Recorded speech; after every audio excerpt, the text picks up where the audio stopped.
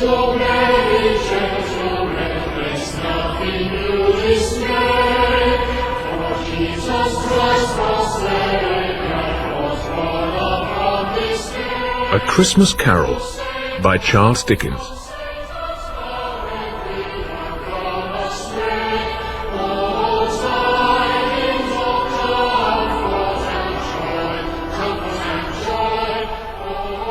The Man Who Hated Christmas. This story begins just after Queen Victoria came to the throne. Jacob Marley had been dead for 7 years. His business partner, Ebenezer Scrooge, was the meanest man in London. Scrooge was so mean he would not even pay for a coat of paint to remove Marley's name from the office sign. It still read, Scrooge and Marley. It was a cold, foggy Christmas Eve, and a small boy with a bright red nose bent down to the keyhole to sing a carol. God rest you, merry gentlemen, may nothing you dismay. Scrooge rushed out with a long wooden ruler to take a crack at the boy's head, but he scurried off. Scrooge hated Christmas, and everything to do with it. He was a mean, close-fisted old miser who never did a kind action or gave a penny away. He looked as if the cold had got right inside him. His thin lips were blue, his nose looked shriveled and nipped. His eyebrows, wiry hair, and stubbly chin looked silver with frost. But his heart was the coldest of all. It made his office chilly even in summer. At Christmas the temperature was freezing. He only had a tiny fire and kept the coal bucket by his desk. His clerk could not fetch a fresh piece of coal without asking. His clerk's name was Bob Cratchit. He sat perched on a high stool in the outer office, writing in a huge account book. He wore mittens, but his fingers were so cold he could hardly hold his quill pen. The ink was freezing in his inkwell. He wore a long scarf he called his comforter, wrapped 3 times round his neck for warmth. His wife had knitted it, for Bob could not afford an overcoat. Scrooge only paid him 15 shillings a week. Even Scrooge's name sounded mean, Ebenezer Scrooge.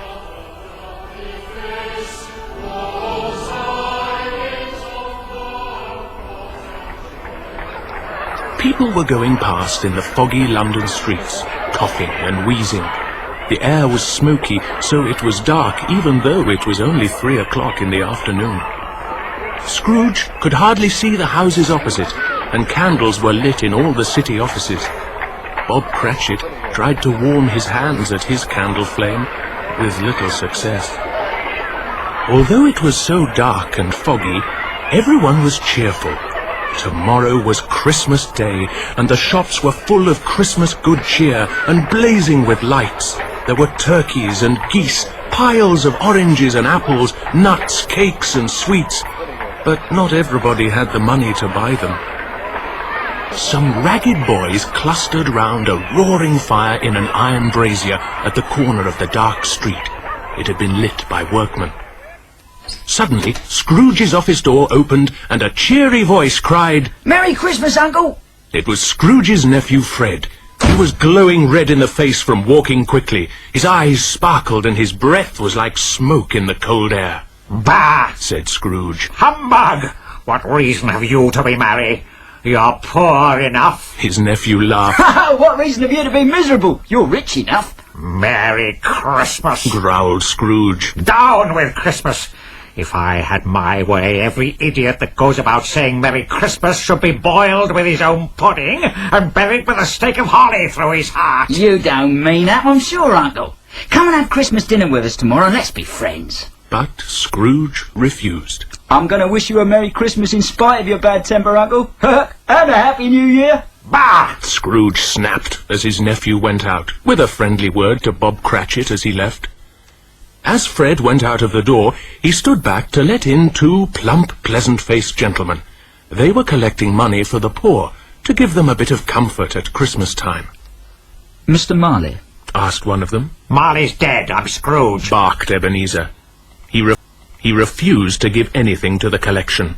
Are there no prisons? He demanded. Are there no workhouses? I support those with my taxes. Let the poor go there. Many can't go there, and many would rather die. Let them die then, said Scrooge. There are far too many poor people. The gentleman went away, disappointed. The fog got deeper, and the afternoon darker. Soon it was time to shut the office. Bob put out his candle. I suppose you want the day off tomorrow, grumbled Scrooge. I shall have to pay you a whole day's wages for no work. It's only once a year, said Bob timidly. And that's once too often, growled Scrooge, but he had to let the clerk go. Bob ran off like a lad let out of school in his white comforter. He slid down a frozen hill 20 times at the end of a line of boys. Then he hurried home to play blind man's buff with his family.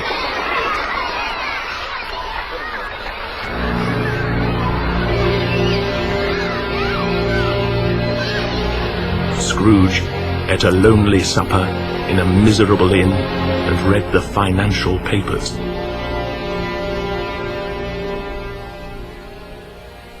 Marley's Ghost. Scrooge lived alone in rooms in a gloomy old house that had belonged to Jacob Marley, his old partner. It was so dark in the yard that Scrooge had to feel his way up to the gatepost. He was putting his key in the door when he noticed the knocker. It was a big, old-fashioned one with nothing special about it. But tonight it was different. It was not an ordinary knocker at all. It was Marley's face.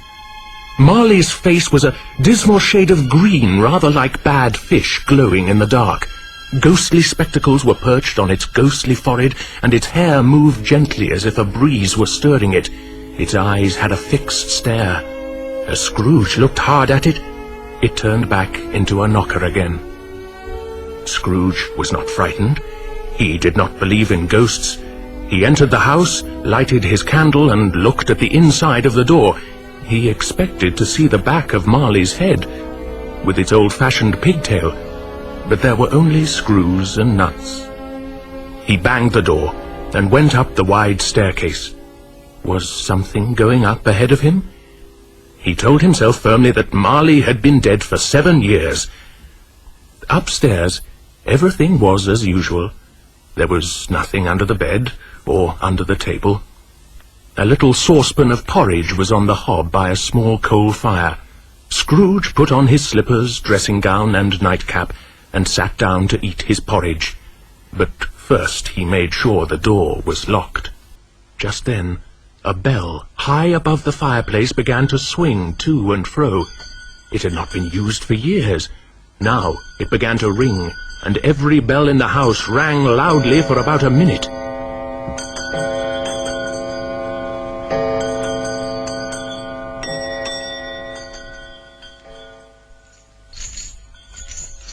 Then came a clanking noise deep in the house, as if someone were dragging a heavy chain up from the cellar. It's humbug, cried Scrooge. I won't believe it. But the cellar door opened, and the noise came up the stairs, through the heavy door, and into the room before his very eyes. The flame in the fire leapt up, as if it cried, "I know him, Marley's ghost!" And there was Marley, with his pigtail, wearing his usual waistcoat, tight trousers and boots. The chain around his waist was very long and wound around him like a tail. It was made of cash boxes, keys, padlocks, account books, and heavy metal purses. Scrooge could see right through his body to the 2 buttons on his coat behind. "You don't believe in me, do you?" said the ghost. I don't, said Scrooge. You could be the result of an upset stomach. Perhaps you're an undigested bit of beef, or for a crumb of cheese. The ghost took no notice of Scrooge's feeble joke. Instead, it gave a frightful cry and rattled its chain.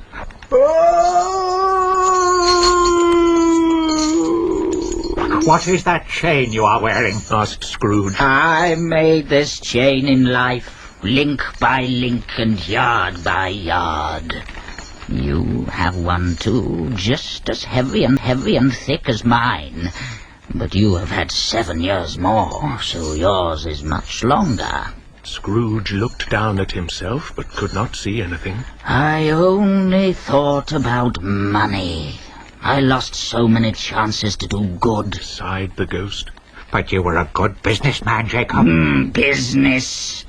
Human beings were my business. I neglected them, and now I'm being punished for it. Why have you come to me? Asked Scrooge. To warn you, so that you can escape my fate. You are going to be visited by 3 spirits, who will come to you as the church clock strikes 1. I'd much rather they didn't, said Scrooge. But the ghost wrapped its tail round its arm and walked backwards towards the window, which began to open wide. The ghost floated out into the night air. Scrooge heard sad cries and saw that the sky was full of figures like Marley. They were crying out sadly and trying to reach the suffering human beings they had not helped while they were alive. Suddenly Scrooge felt very tired. He crept into bed and fell asleep right away.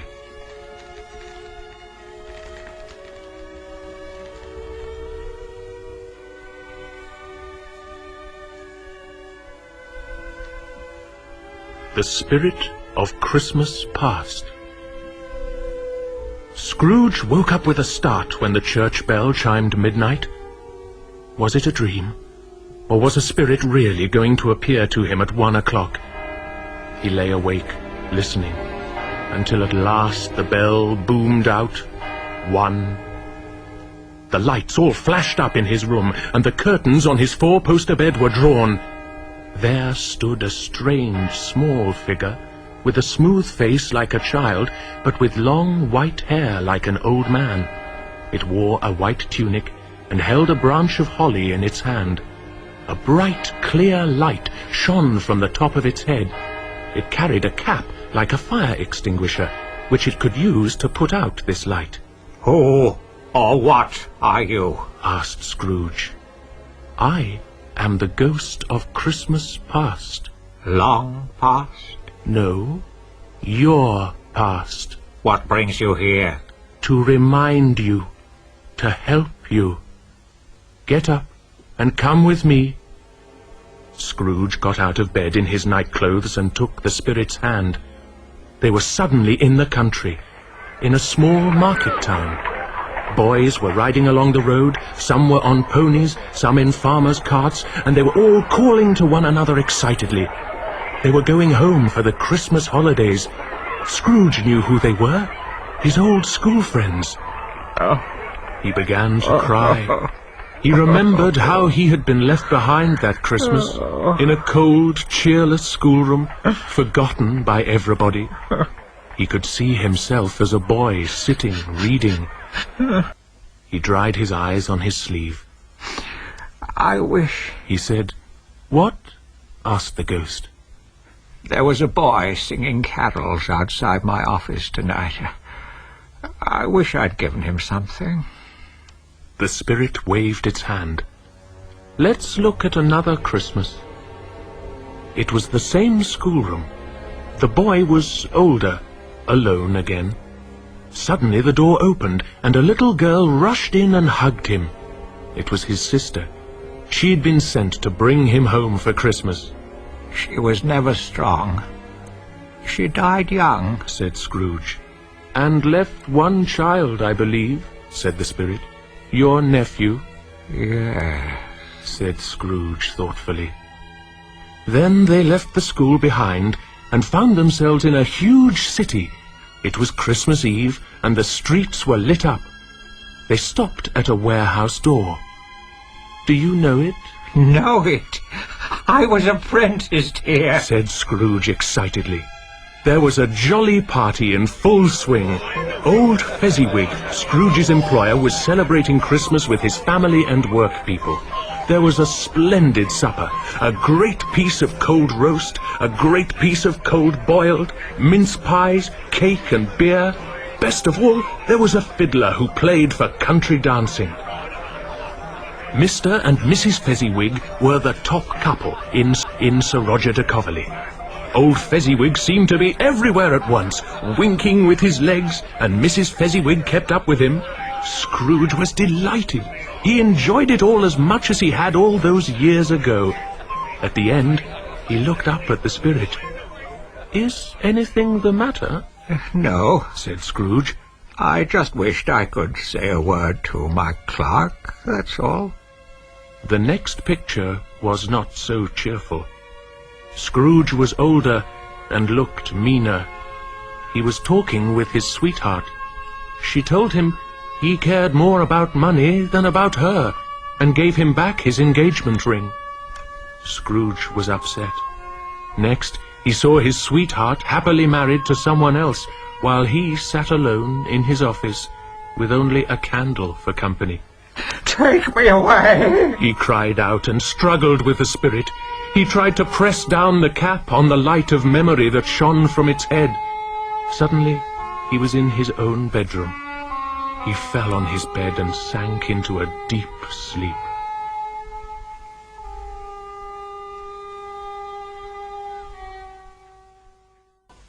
The Spirit of Christmas Present.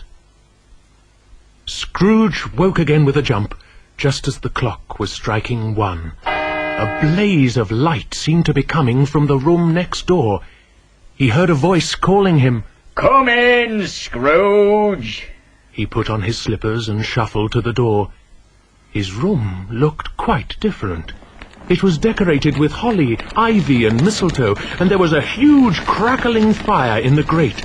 Heaped up on the floor to make a kind of throne, he saw turkeys, geese, chickens, joints of beef, strings of sausages, mince pies, Christmas puddings, and pyramids of fruit. On top of them sat a jolly giant, holding a torch shaped like a horn of plenty. He held it up to shine its light on Scrooge as he came peering round the door. "Hey, come in, man, and get to know me," said the giant. "I am the ghost of Christmas Present." The spirit was dressed in a deep green robe, edged with white fur, and wore a holly wreath on its brown curly hair. "Spirit," said Scrooge humbly, "I know you have come to do me good. Please take me with you."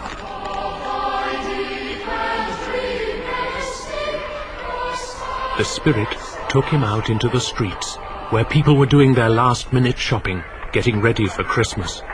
The bells rang out for the services from church and chapel. Poor people, who could not afford the fuel to cook at home, were carrying their dinners to the bakers' shops. The spirit stood in a doorway and sprinkled a few drops from his torch in blessing on these poor folks' dinners. They came to a very small house. It belonged to Bob Cratchit, Scrooge's clerk. He only earned 15 shillings a week, yet the ghost of Christmas Present gave his house a special blessing. The Cratchits were all dressed up in honor of Christmas. Mrs. Cratchit and her daughters had shabby dresses, but they had decked them up with gay ribbons. Young Peter was wearing his father's starched wing collar, a lot too big for him, and getting the corners in his mouth. He was sticking a fork into a bubbling saucepan of potatoes while one of the girls was laying the table. 2 excited little Cratchits, a boy and a girl, rushed in to say they were sure they could smell their goose cooking at the baker's. "Where's your father and Tiny Tim?" asked Mrs. Cratchit. "Here they come!" said the children, and Bob, with 3 feet of comforter around his neck and Tiny Tim on his shoulder, came round the door. Tiny Tim carried a crutch and had an iron frame on his leg. Just then, the young Cratchits came charging back, bearing the goose on a tray. Mrs. Cratchit hotted up the gravy, young Peter mashed the potatoes, the girls dished up the applesauce and put out the hot plates. Everyone sat round the table, and Bob said grace.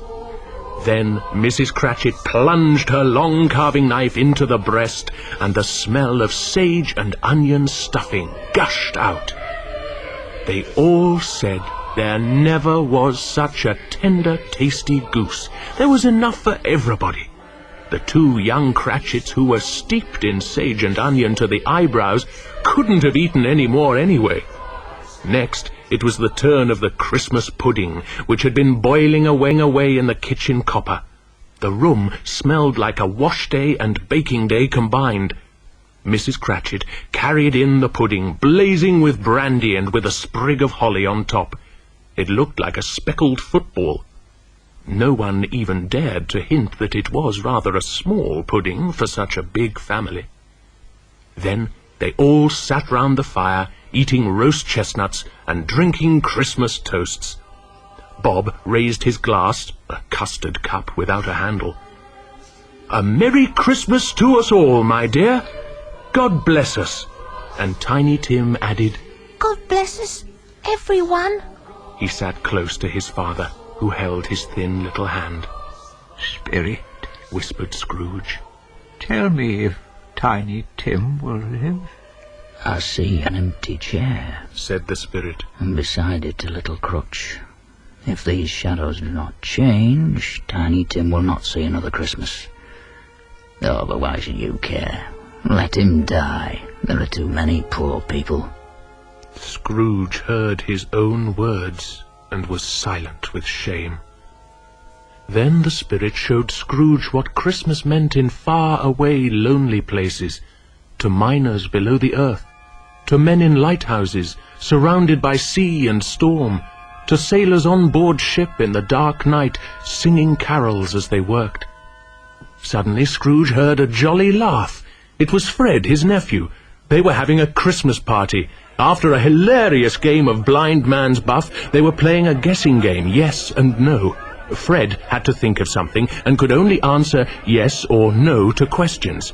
Yes, he was thinking of an animal, a disagreeable, savage animal. Yes, it lived in London.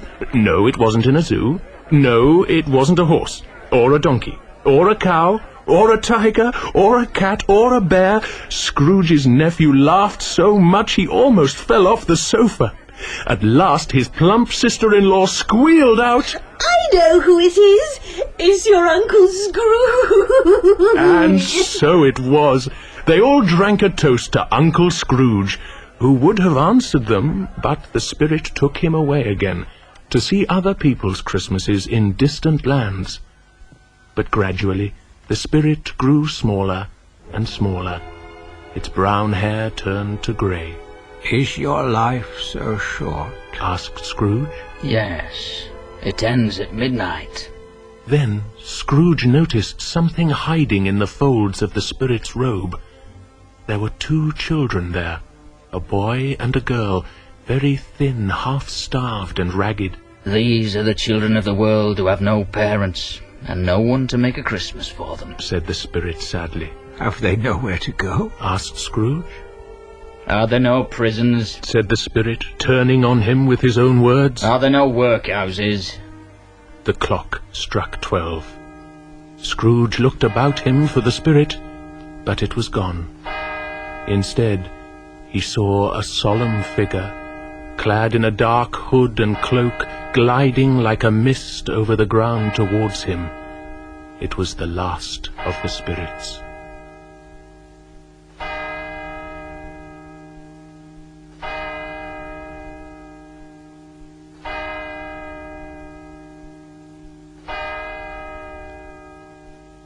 The spirit of Christmas yet to come.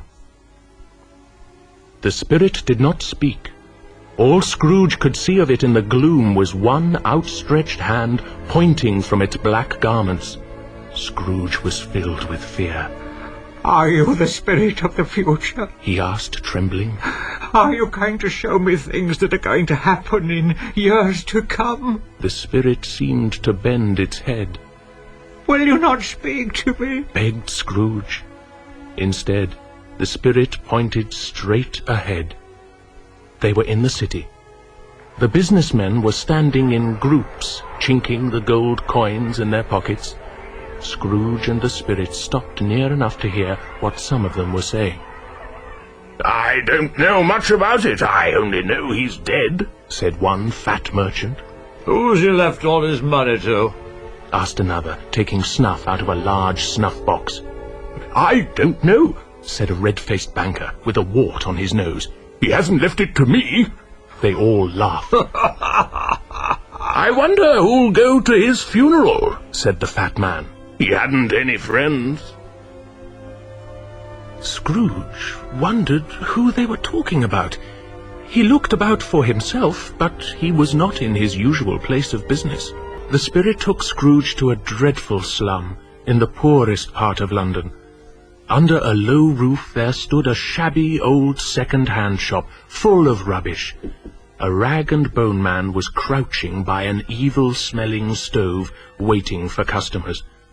2 men and a woman came in out of the murky night, carrying bundles. They had some bedding, clothes, and old curtains for sale.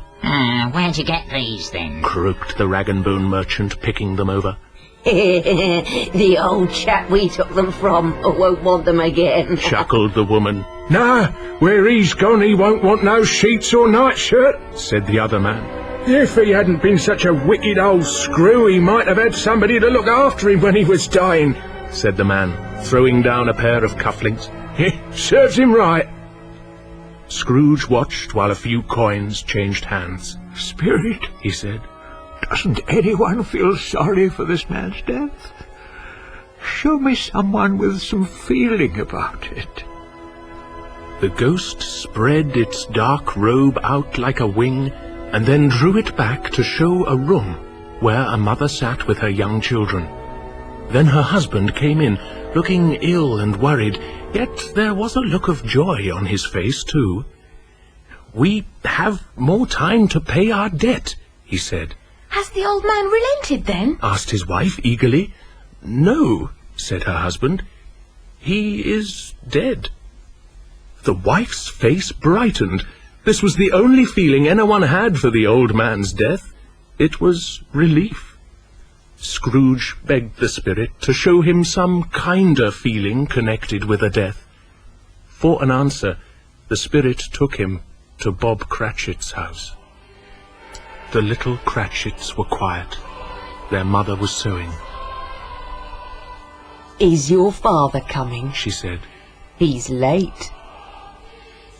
I think he walks slower in the evenings than he did with Tiny Tim on his shoulder," said Peter. "Your father loved Tiny Tim, and he was so light to carry," said their mother. Just then Bob came in, wearing his comforter, and his family hurried to get his tea.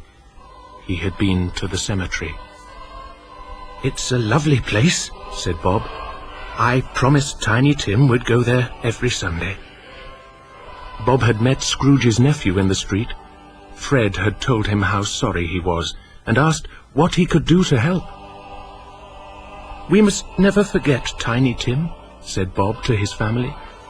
"We must never quarrel with each other, for he was so patient and good." They all hugged and kissed each other and made the promise. "I am very happy," said Bob, looking round at his wife and children. Scrooge said anxiously to the spirit, Show me myself, as I shall be in years to come. The spirit took him to his office, but another man sat at his desk. Scrooge began to feel a sense of dread. The tall black figure led him on, still pointing to an iron gateway. It led to a neglected churchyard, where the grass and nettles had grown high.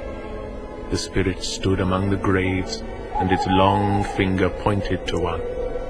Scrooge said, Tell me, spirit, are these things that will happen, or are they things that may happen? Can they not be changed? But the spirit still pointed at the grave without speaking. On the stone, Scrooge read his own name, Ebenezer Scrooge.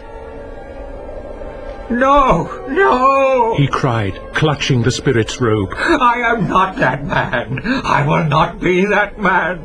Isn't there any hope for me? Can I change what you have shown me? The spirit's hand trembled. I promise to keep Christmas in my heart all the year round. I promise to remember the lessons the spirits have taught me. Christmas past, Christmas present, and Christmas future. Please tell me I can change the writing on this stone. As he begged the spirit, He saw an alteration in its hood and dress. It shrank, collapsed, and changed into a bedpost. God bless us, every one. It was his own bedpost, and his own bedroom, and it was his own time ahead to make up for the past. He scrambled out of bed and clutched the bed curtains. They had not been torn down and sold. He put on his clothes inside out, upside down, anyway, laughing and crying at the same time. Merry Christmas, everybody! He shouted. Happy New Year to all the world! Then he heard the church bells ringing out. Clash, clash, hammer, ding-dong bell. The fog had cleared away. It was golden sunlight and fresh morning air. He flung open the window. What day is it? He called to a boy in the street below. What day? Why, Christmas Day! He had not lost any time after all. The spirits had shown him all their wonders in one night, and it was still Christmas morning. Scrooge took out some money. Go down to the butcher's in the next street, he said, and bring back the biggest turkey in the shop. Yes, that's right, the prize turkey. Get the man to come back with you so that I can tell him where to take it, and I'll give you half a crown. The boy ran off down the street. Half a crown was a lot of money in those days. I'll send it to Bob Cratchit, chuckled Scrooge. He won't know where it's come from. It's twice the size of Tiny Tim. After he had sent the man off with the turkey, he had a good look at the door knocker. What an honest expression it has. It's a wonderful knocker, he said. After he had shaved and dressed up in his best suit, Scrooge went out. He smiled at all the people he met and wished them a Merry Christmas, and they returned the greeting. Then he spotted the plump gentleman who had been collecting for the poor. He went up and whispered in his ear.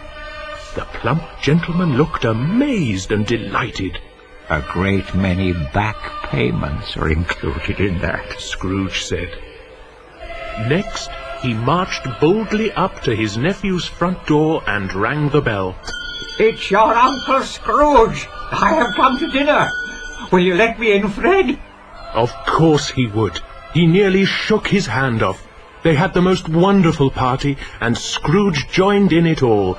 Games, dancing, and singing carols. Next morning, though, he was up early. He wanted to catch Bob Cratchit coming late to the office. Sure enough, poor Bob tried to sneak in unnoticed 1/4 of an hour after his usual time.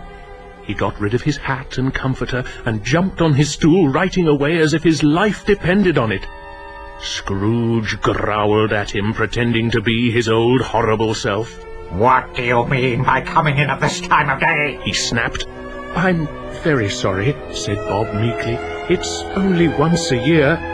Scrooge said, I'm not going to stand this sort of thing any longer. Giving Bob a dig in the waistcoat. And therefore... Giving him another dig that pushed him right back into the outer office. Therefore, I am about to raise your wages.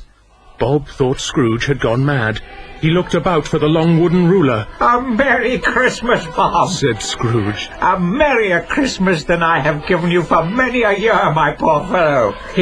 Make up the fire. Let's have a real blaze, and fetch another bucket of coal. Oh, I'll look after your family and help Tiny Tim, and we'll brew up a hot toddy this afternoon to celebrate.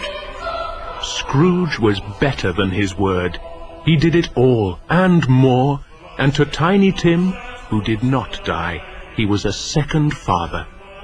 He became as good a friend, as good a master, and as good a man as the good old city of London knew, or any city in the good old world.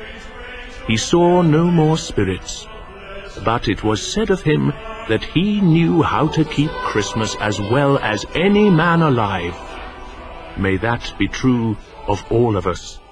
As Tiny Tim once said, God bless us, everyone.